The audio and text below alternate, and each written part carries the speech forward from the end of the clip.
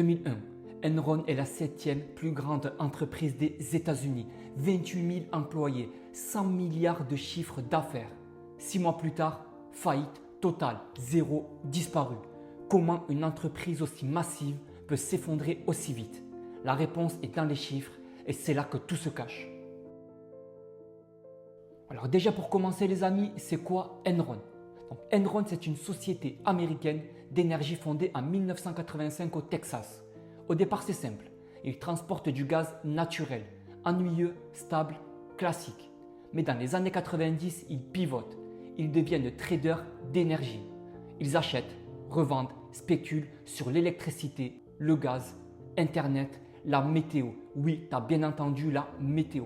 Wall Street adore ça. Le titre explose. Les analystes crient au génie. Et même Fortune Magazine les élit entreprise la plus innovante d'Amérique 6 années de suite. Des milliers d'employés investissent toutes leurs économies en actions Enron, leur retraite entière, parce qu'ils croient à leur entreprise. Personne ne pose de questions. Personne ne regarde vraiment les chiffres. Erreur fatale. Maintenant, parlons des hommes derrière ce scandale. Parce que pour comprendre Enron, il faut comprendre qui ils étaient. Déjà, Kenneth Lay, le fondateur, fils d'un pasteur du Missouri. Parti de rien, doctorat en économie. Il se voyait comme un visionnaire, un révolutionnaire de l'énergie. Tout le monde l'adorait. Les politiques, les banquiers, les journalistes. George W. Bush l'appelait Kenny Boy. Puis nous avons Jeffrey Skelling, le cerveau, ancien de McKinsey, le cabinet de conseil le plus prestigieux du monde. Brillant, arrogant, obsessionnel. C'est lui qui a importé chez Enron les techniques financières les plus agressives de Wall Street. Il recrutait uniquement les meilleurs et il virait sans pitié ceux qui ne performaient pas. Chaque année, Enron organisait une évaluation interne. Les 15% d'employés les moins performants étaient licenciés automatiquement. Peu importe leur résultat réel, la pression était totale, permanente, toxique. Et Andrew Fastow, le directeur financier, c'est lui l'architecte discret de toute la fraude, celui qui construisait les montages financiers dans l'ombre, celui qui s'enrichissait personnellement de 45 millions de dollars sur les transactions qu'il montait. Ces trois hommes avaient un point commun, une confiance absolue en eux-mêmes. Et cette confiance les a rendus intouchables, jusqu'au jour où tout s'est effondré. Alors là, accrochez-vous. Voilà comment ils ont truqué leur compte. Et quand tu fais de la comptabilité, tu vas immédiatement comprendre le génie pervers de leur système. Technique numéro 1, les dettes hors bilan. En comptabilité, le bilan c'est la photo financière d'une entreprise. Actif d'un côté, passif donc dette de l'autre. Enron a eu l'idée simple et diabolique, créer près de 2000 sociétés fictives domiciliées dans des paradis fiscaux pour y transférer toutes leurs dettes. Ces dettes disparaissent donc du bilan d'Enron. Sur le papier, l'entreprise est saine. Dans la réalité, elle cache 40 milliards de dollars de dettes. Imagine que tu aies 50 000 euros de découvert bancaire, mais que tu demandes à un ami de mettre ça à son nom. Ton compte à toi paraît parfait. C'est exactement ça. Technique numéro 2. Enregistrer des ventes qui n'existent pas encore. En comptabilité, vous le savez, on enregistre les chiffres d'affaires à la facturation, surtout dans des sociétés de cette taille. C'est normal, c'est la règle comptabilité d'engagement. Mais Enron allait bien plus loin. Ils enregistraient des revenus sur des contrats non encore signés, des projets hypothétiques, des espoirs de vente futurs. Concrètement, tu espères décrocher un client l'année prochaine. Tu l'enregistres aujourd'hui dans tes comptes. Il n'existe pas encore, mais sur le papier, ton chiffre d'affaires explose et les bonus des dirigeants aussi. Technique numéro 3, corrompre l'audit. En cabinet, vous le savez, le rôle de l'auditeur, c'est d'être indépendant. C'est la base, c'est sacré. Arthur Andersen, l'un des plus grands cabinets d'audit au monde, auditait les comptes d'Enron depuis 1986. Et en 2000, il livre même une analyse des risques facturés 45 millions de dollars qui ne révèle aucun problème majeur. Pourquoi? Parce qu'Enron était leur premier client. Perdre ce contrat était impensable. L'indépendance de l'auditeur, ce n'est pas juste une règle déontologique. C'est ce qui empêche exactement ce genre de catastrophe. Technique numéro 4.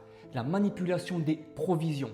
En comptabilité, une provision, c'est une somme qu'on met de côté pour anticiper une perte future.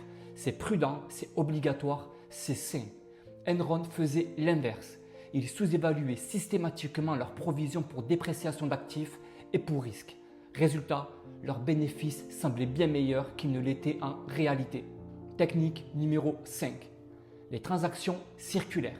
Enron se vendait du gaz à elle-même via ses sociétés fictives. Une société écran vendait du gaz à une banque sans la livrer. Enron revendait ce gaz à sa société écran.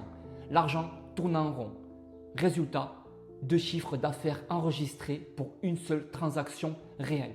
Et surtout, ce qui était en réalité un emprunt déguisé passait pour un revenu dans les comptes. En comptabilité, on appelle ça des transactions sans substance économique. C'est interdit, c'est indétectable si personne ne cherche vraiment. Et chez Enron, personne ne cherchait. Mars 2001, une journaliste du magazine Fortune, Bethany McLean, publie un article intitulé « Enron est-il surcoté ?» Elle pose une question simple. Où est vraiment l'argent? Comment une entreprise aussi profitable ne génère presque pas de cash? Les flux de trésorerie ne correspondent pas aux bénéfices annoncés. En comptabilité, c'est un signal d'alarme énorme. Un bénéfice sans cash, c'est suspect. Toujours. L'article fait peu de bruit sur le moment, mais le doute est planté. Octobre 2001, Enron annonce une perte de 618 millions de dollars en un seul trimestre. Après des années de bénéfices records, la SEC, le gendarme boursier américain, ouvre une enquête. Tout remonte à la surface. Les sociétés fictives, les dettes cachées, les ventes enregistrées avant d'exister. Le titre passe de 85 $ à 0,26 $ en quelques semaines. Le 2 décembre 2001, Enron dépose le bilan. C'est à l'époque la plus grande faillite de l'histoire américaine. Les employés apprennent la nouvelle en arrivant au bureau. Leur badge ne fonctionne plus. Les portes sont fermées. Leur retraite investie en actions Enron valent 0. 27 000 personnes perdent leur emploi du jour au lendemain avec en moyenne seulement 4 500 $ d'indemnité. 45 000 petits actionnaires perdent au total 2 milliards de dollars d'économies. Kenneth Lay est déclaré coupable de 10 chefs d'accusation. Il meurt d'une crise cardiaque en 2006 avant de connaître sa peine, alors qu'il risquait jusqu'à 165 ans de prison. Jeffrey Skilling est condamné à 24 ans de prison, peine ramenée à 14 ans. Il sort en 2019.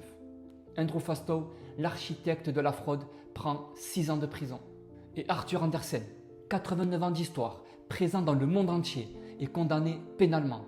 Les clients partent, le cabinet s'effondre. 85 000 personnes qui n'avaient rien fait de mal perdent leur emploi. Le prix humain de la fraude comptable. Voilà ce que ça donne dans la réalité. Voilà ce que cette affaire nous enseigne en comptabilité. Leçon numéro 1. Un bilan peut mentir. Les chiffres ne sont pas neutres. Derrière chaque écriture, il y a un choix. Et certains choix sont faits pour tromper. Votre rôle en tant que comptable, c'est justement de voir derrière les chiffres. Leçon numéro 2.